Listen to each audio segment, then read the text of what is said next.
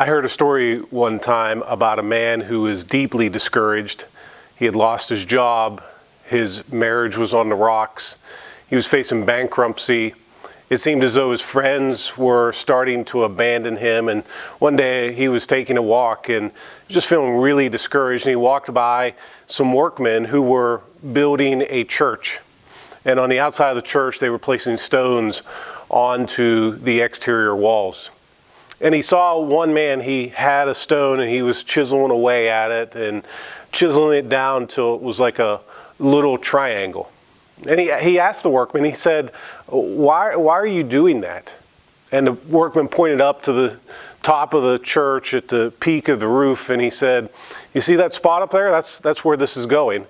I'm shaping it down here so that it fits up there. One of the things that I've learned about the sandpaper people in my life is that many times God brings them into our lives to shape us down here so that we fit up there. And as we think about that, we have to conclude that God, in His sovereignty, chose to bring these people into our lives for a specific purpose, in order to shape us and mold us more and more into the image of Jesus. That's why it's important for you and I to understand that we need to face our sandpaper people with love, to wage peace with them, but also to have an unwavering commitment, to refuse to walk away. It's so easy that when that person brushes up against you, to easily just walk away or think of ways to fix them or to fix the situation or to change the circumstances.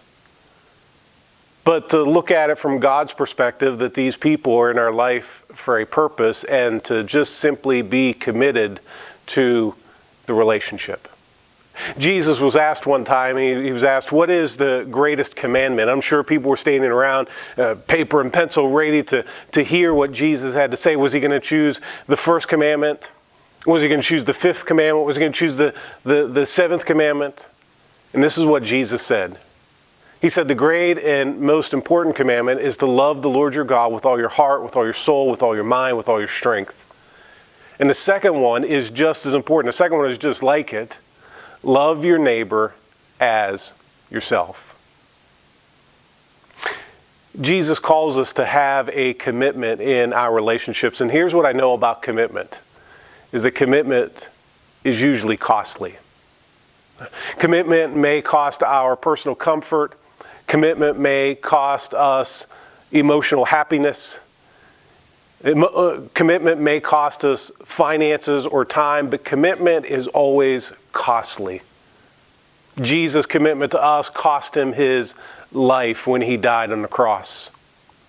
And so too, sometimes our commitments will cost us in the lives of others. A person who is committed to another person never stops trying and never tries stopping. And so I want to encourage you today, as you think about that sandpaper person in your life, commit to praying for them.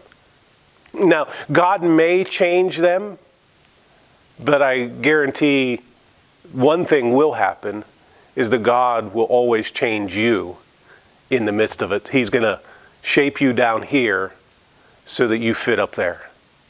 So be committed.